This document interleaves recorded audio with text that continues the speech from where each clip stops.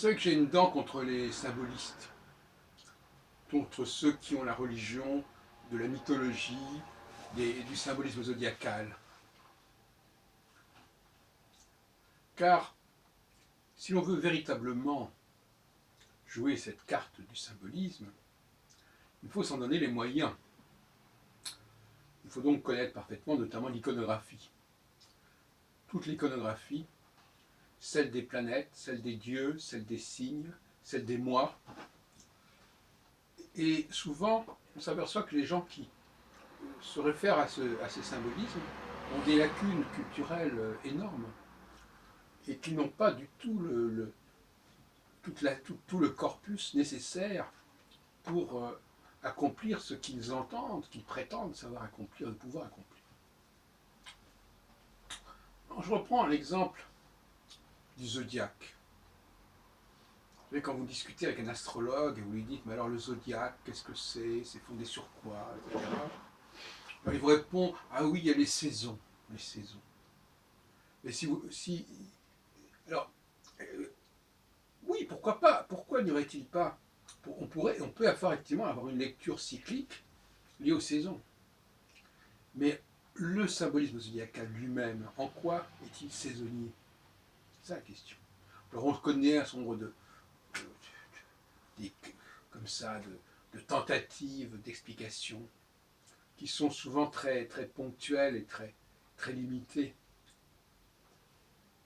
Pour une raison très simple, c'est que ce symbolisme zodiacal, il n'est constitué que de quelques motifs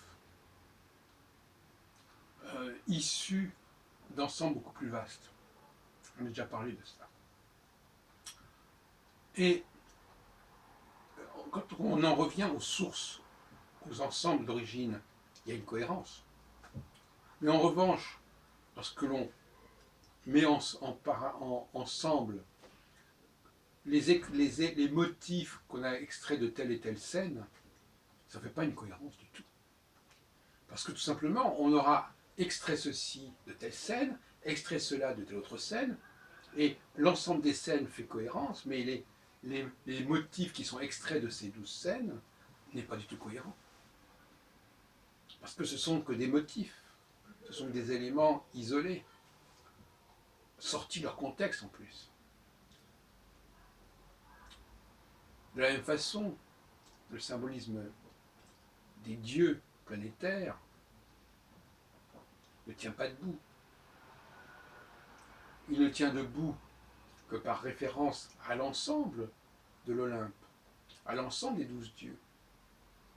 Mais limité à 7 dieux, ça n'a plus aucun sens. Alors les gens bien sûr diront oui, mais on en a rajouté d'autres pas. Bon, peu importe.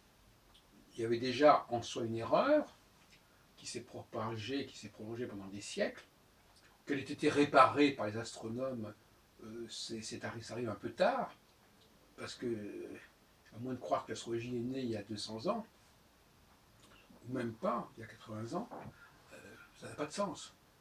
Il est clair que l'astrologie n'attachait probablement pas beaucoup d'importance au nom des planètes, et même à toute la mythologie, et que ça n'a jamais été un des fondements de l'astrologie.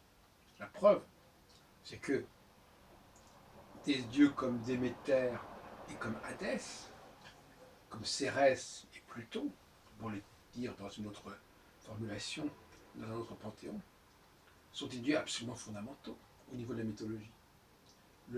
La lutte entre Cérès et sa fille Perséphone, qui va devoir épouser Pluton, c'est une lutte qui est liée aux saisons, à l'hiver et à l'été.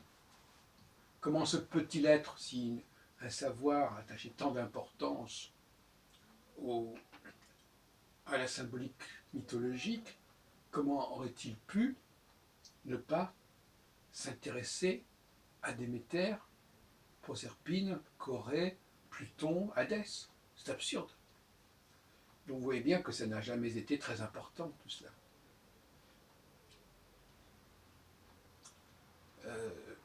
Le choix des dieux a été fait par les astronomes pour des raisons complètement arbitraires, comme ça, parce qu'il fallait bien leur donner des noms. Ils ont puisé dans l'arsenal mythologique, mais pour eux, ça n'avait pas d'autre signification. Alors que les astrologues, eux, aient accordé de l'importance à ces noms, c'est leur problème. Et d'ailleurs, ça a été confirmé, puisque quand ces astronomes, les mêmes astronomes, des siècles plus tard, en quelque sorte, ont choisi d'appeler les mêmes planètes du nom de Pallas, Junon, Vesta, Cérès, Neptune, Pluton, les astrologues leur ont emboîté le pas immédiatement. Bon, ça n'est pas sérieux. Des gens comme Jean-Pierre Nicolas ont parfaitement compris que l'astrologie ne pouvait pas s'appuyer, l'astrologie du XXIe siècle, ne pouvait plus s'appuyer sur le symbolisme zodiacal, iconographique, ou sur le symbolisme des dieux. Un cas remarquable d'ailleurs, c'est le cas des Gémeaux. Les Gémeaux qui dans l'iconographie astrologique, l'iconographie traditionnelle des mois de l'année, et même du zodiaque, mais du zodiaque traditionnel, sont représentés par un couple, qui est donc vénusien. Et d'ailleurs, il y a une iconographie des valeurs des sept planètes, où on voit bien que Vénus est représentée par un couple.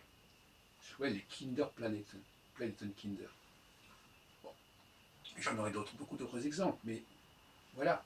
Donc, il est clair que l'astrologie a pris ses distances par rapport à ce fouillis zodiacal symbolique, qu'elle a organisé un système de triplicité, de quadruplicité, de binarité, pour justement ce que j'appelle des structures, c'est un système antithétique, c'est-à-dire qu'elle a fait barrage à ce foisonnement un petit peu incohérent et aléatoire du symbolisme zodiacal et du symbolisme mythologique, tel qu'il était revu par les astronomes d'ailleurs, pour instaurer un système avec feu, terre, air, eau, cardinaux fixes mutables, signes masculins, signes féminins.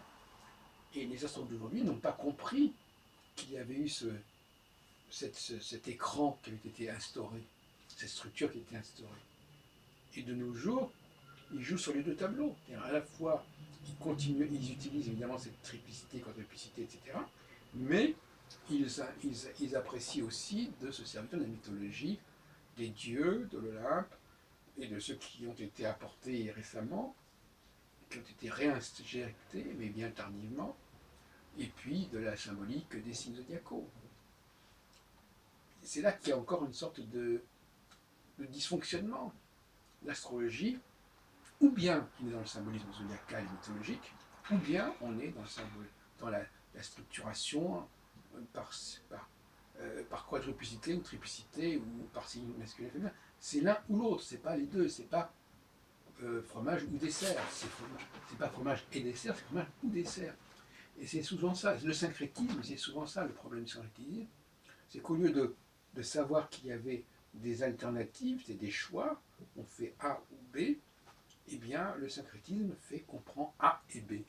Donc on prend des choses qui font double emploi ou qui sont des solutions d'alternance ou des solutions de remplacement et on prend tout en vrac.